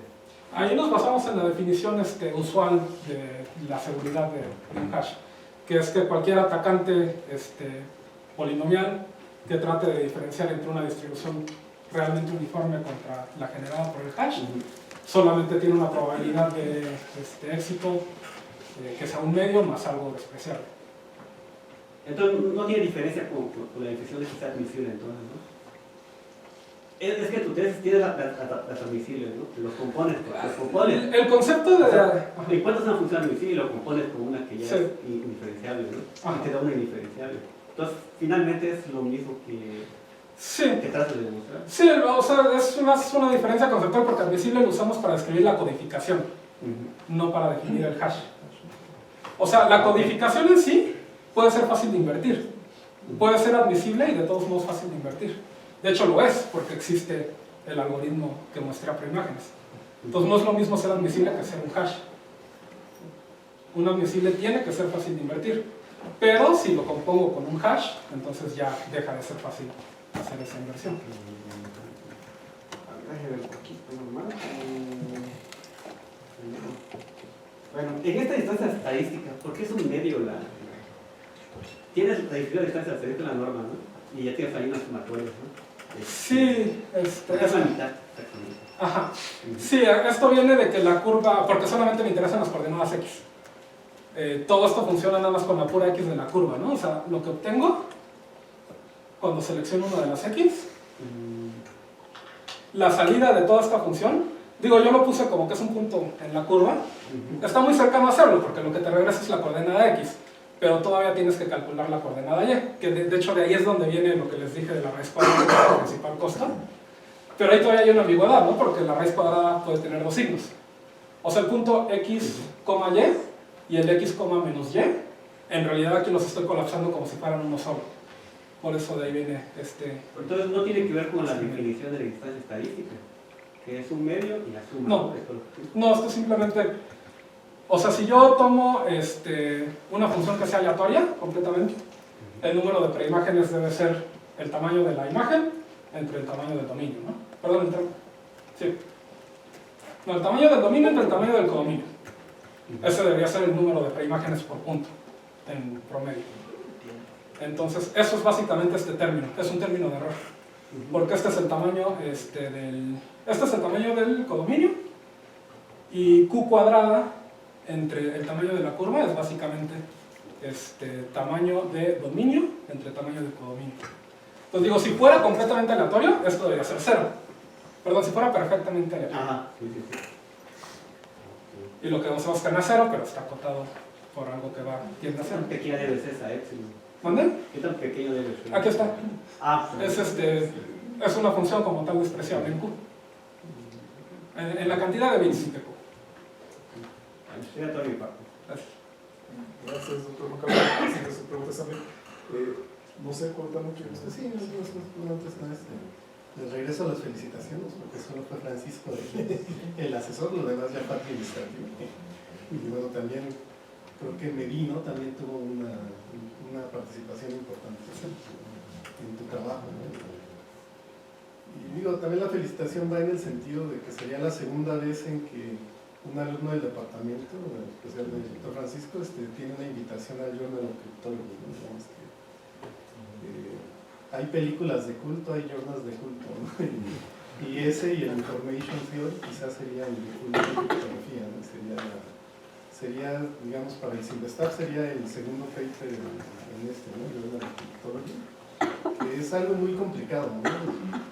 Mismo si sacaste ese segundo lugar en Shacklet, pues también es un logro muy significativo porque tengo entendido es el congreso que recibe más papers y donde aceptan la menor cantidad, entonces es algo muy bueno, ¿no? Para ti como recién egresadora de doctorado y bueno, para el centro, ¿no? Entonces has dado unos resultados unos productos muy importantes, ¿no? Que van a hacer que se conozca pues algo más, ¿no? De aquí del Simvestab. Y nada más ahí te quería preguntar algunas cosas como que hablas muchas cosas aquí de criptografía de clave pública, pero también hay algoritmos que pueden atacar la clave simétrica, ¿no? Algoritmos de clave simétrica. Sí. ¿Ahí qué implicación tiene? El problema de llaves simétricas es que normalmente todo tiende a ser mucho más heurístico, no tenemos tanta estructura matemática. Entonces realmente no es tanto, no se habla tanto de algoritmos cuánticos, pero lo que sí aplica universalmente es lo que se llama búsqueda de Grover, que es una forma, como les decía, como puedo yo evaluar la función en todos los lugares a la vez, eso me permite hacer búsquedas más rápidas. Entonces, eso de entrada me reduce la complejidad de cualquier búsqueda por una raíz cuadrada. Y básicamente eso es, hasta ahí llega el tema, yo diría, de los ataques cuánticos para Pues eso que mencionaste de la estructura matemática precisamente fue el problema que hubo, ¿no? Con el site, ¿no? Estas cosas. Sí. Que esa rica estructura matemática es la de, Sí, es algo curioso porque de la criptografía de clave pública. a los matemáticos les gusta mucho porque es algo muy elegante, muchas matemáticas y demás, pero pues justamente es lo que puede abrir la puerta a un ataque igual de elegante, ¿no? matemático más puro que tú, ¿no? Y te pueden atacar elegantemente. Irse a Genus 2, ¿no? Y bajar y así. Otra cosa que te iba a preguntar es, ¿la seguridad de la isogenia depende de qué? ¿Del grado del campo? ¿Del orden del campo o del orden de las curvas? Del orden del campo. Del orden del campo. De ambas en sí, porque les decía que cada isogenia está dada por un punto en la curva, ¿no? Entonces, digo, clásicamente, siempre puedo hacer una búsqueda exhaustiva, ¿no? Entonces, eso, usualmente en la seguridad clásica se considera que depende nada más del orden del campo, perdón, de la curva. ¿Y qué requieres para que haya una isogenia de una curva a otra? ¿Qué condiciones hay ahí? Hay una condición universal que es que tengo un discriminante que es, no tengo dónde anotar, pero es 4Q menos T. Ah.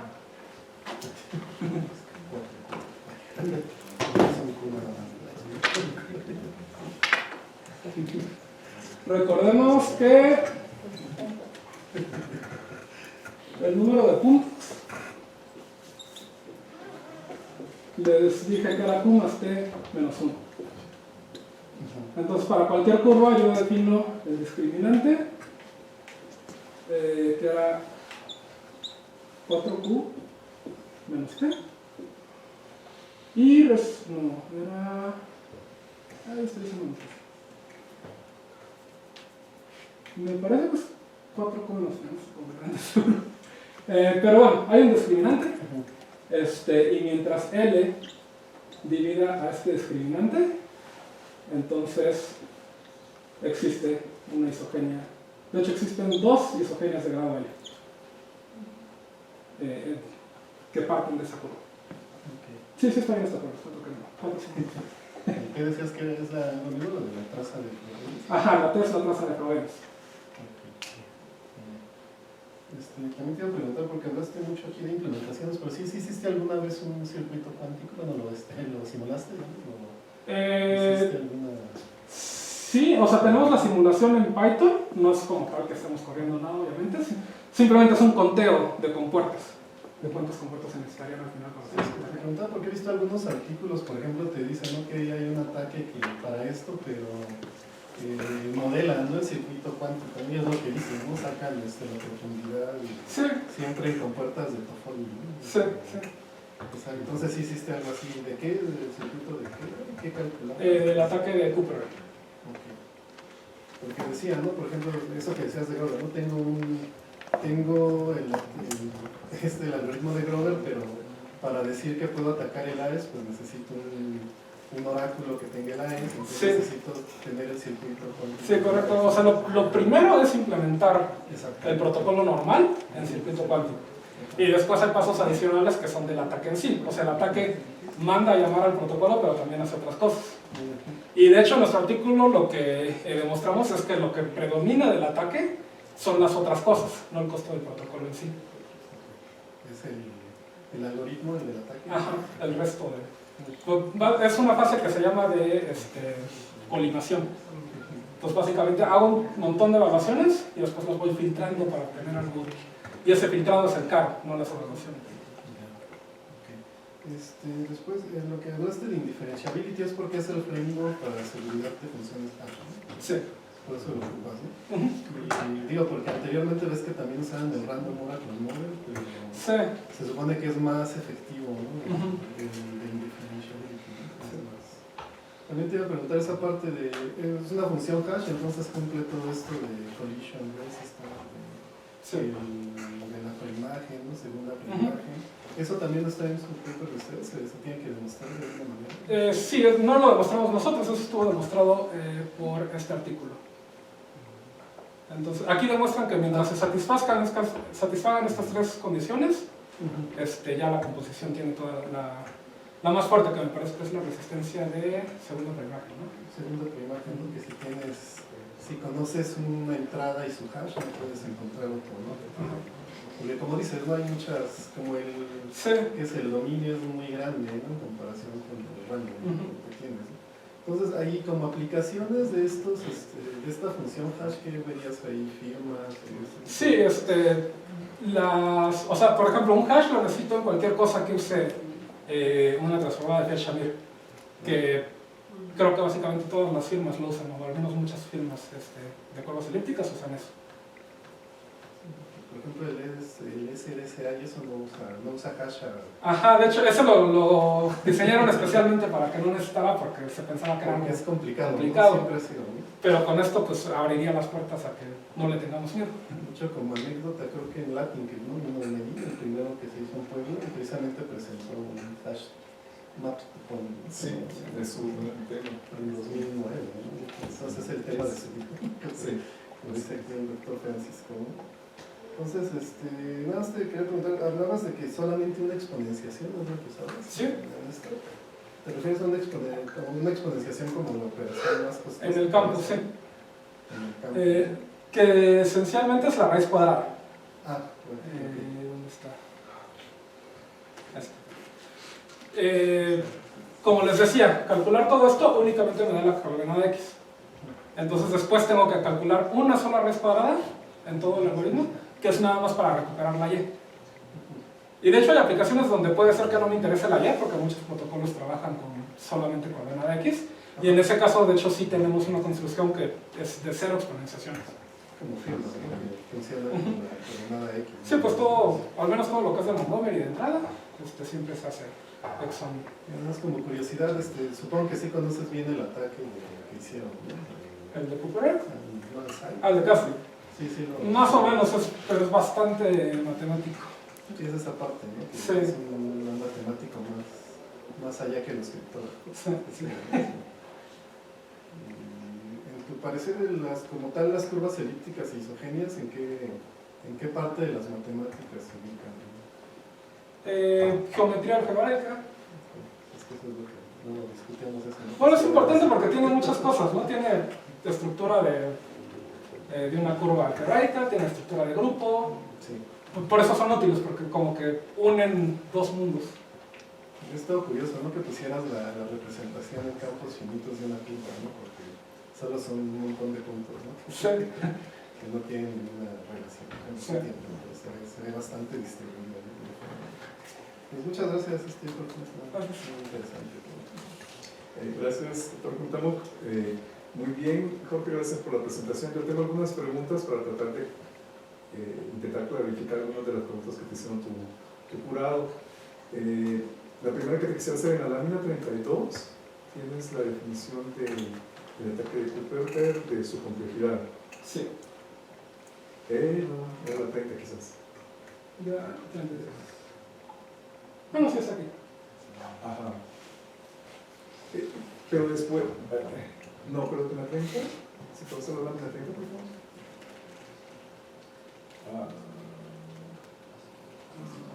Esta. Ajá. Y antes habías dicho Q a la 1/4, ¿no? No, Q a la 1/4 es el ataque de KLPT, que es el ataque genérico contra cualquier problema de isogénesis. Este es el ataque de Cooper, que es únicamente para el caso conmutativo. Entonces, por eso les decía, el ser conmutativo en cierto modo es una ventaja, porque me permite hacer el protocolo, pero también es una desventaja porque es un caso especial. Entonces existe un ataque más eficiente que es particular para ese caso. Y entonces, Pero son ataques diferentes. Gracias por la clarificación. Entonces, ¿este algoritmo qué complejidad tendría? Este es exponencial en algo que es, bueno, formalmente se llama complejidad subexponencial, porque no es exponencial en P, sino es exponencial en lineal sería que fuera exponencial en logaritmo de P, pero es exponencial en la raíz del logaritmo de P. Entonces está abajo de algo exponencial, pero arriba de algo polinomial. Entonces se puede modelar con una L, ¿no? Que se usa para... Sí, hay una L con dos parámetros que define la complejidad. Muy bien. Ahora en la contribución sobre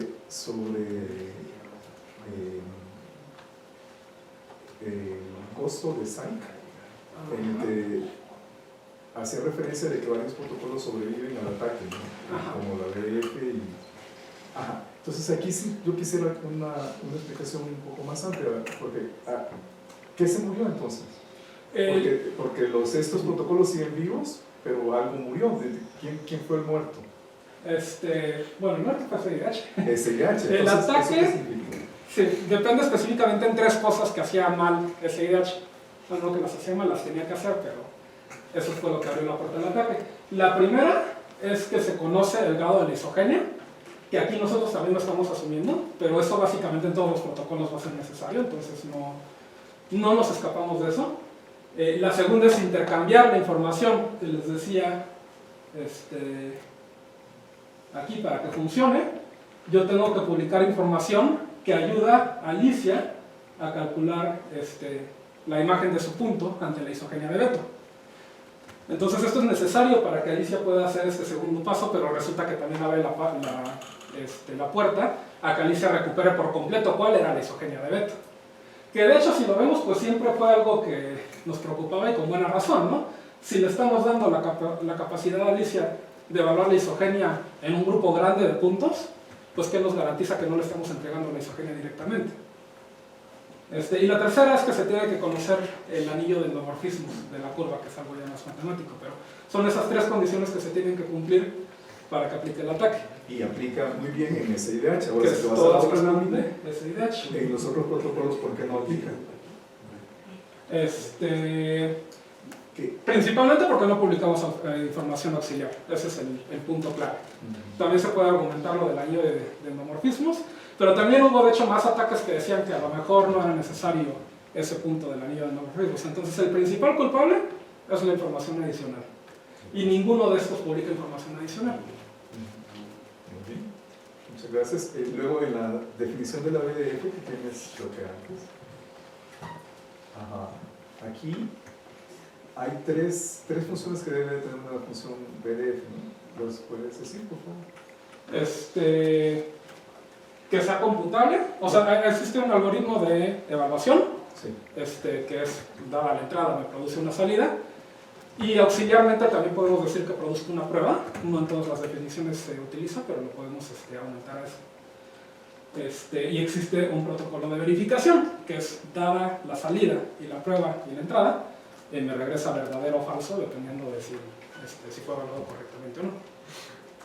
Un evaluador, un verificador, y a veces habla también de un setup, ¿no? Bueno, sí, podemos tener al principio de todo, hacer un procedimiento de setup, que yo le doy el parámetro de seguridad y me va a dar básicamente los parámetros iniciales. ¿Cuál es la curva inicial? ¿Cuál es el grado de la isogenia que voy a hacer? Etcétera.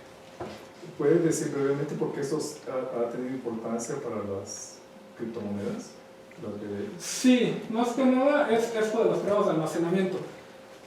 Prueba de almacenamiento, bueno, primero, la manera en que funcionan las cadenas de bloques es básicamente que tenemos un montón de nodos haciendo continuamente hashes hasta que alguno se gane la lotería, ¿no? Entonces básicamente están computiendo por quién tiene más poder de cómputo y tiene que estar andando todo el tiempo. Entonces eso es algo muy nocivo para el medio ambiente, porque básicamente es trabajo inútil solamente para demostrar que estás haciendo trabajo, pero no es algo productivo. Entonces se propone que pueda existir un modelo adicional donde en vez de demostrar que tengo poder de cómputo, demuestro que tengo poder de almacenamiento. Entonces, en vez de que todos estos mineros estén comprando GPUs a lo bestia, van a estar comprando discos duros. Y el disco duro pues sí requiere de cierta cantidad de energía, pero es muchísimo menor a la que se requiere para tener corriendo un GPU. ¿Cómo funciona esto? Con las pruebas de almacenamiento. Básicamente yo calculo la BDF en un montón de valores diferentes y le digo, guárdame todos estos valores. Y periódicamente le voy a estar consultando. Oye, yo te había dicho que me guardaras cuánto vale f de x, entonces dame el valor ahorita. Y se lo pido que me lo regrese en un tiempo menor que t. Entonces si lo borró, no va a tener tiempo de calcularlo de nuevo. Entonces esto es una prueba de que él activamente está utilizando sus discos duros simplemente para tener esta tabla. Entonces de esa forma tengo una competencia por quién tiene más espacio. Muchas gracias. Y esto, relacionado con esto, me dio una pregunta que te hacía el doctor Juan Carlos y el doctor Cuauhtémoc. A ver, las aplicaciones de Swift, ¿lo tienes ahí en una lámina? ¿De Swift? De Swift, y Paques, el anterior, ¿no? Ajá. Paques, firmas, transformada de Fiat-Shamir. Hay una aplicación muy, muy importante. ¿Cuál es? Que no está ahí.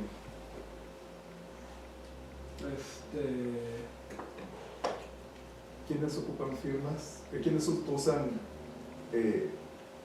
picadillos a puntos? ¿Cómo se introdujo esto en criptografía? ¿En qué año? ¿Te acuerdas? Porque si recuerdas el famoso artículo de las firmas cortas de Bonnet, requiere un picadillo a un punto. Entonces todos los protocolos de emparejamientos, todos, no todos, pero Sí. el 90% de ellos usan picadillos. Y Sí, hay un área muy importante de curvas elípticas que es de emparejamientos. Y de hecho esos utilizan famosamente unas curvas que son se llaman BLS o BN. Y afortunadamente tenemos la peculiaridad de que estas dos condiciones siempre se cumplen para todas esas curvas. Entonces estas de gratis ya las tenemos, nada más pedimos que el campo sea un módulo 3 y en ese caso ya va a aplicar. Entonces es una coincidencia bastante feliz. Sí, revivieron con las criptomonedas, ¿no? Se están usando ahora mucho para snaps, para pruebas de conocimiento.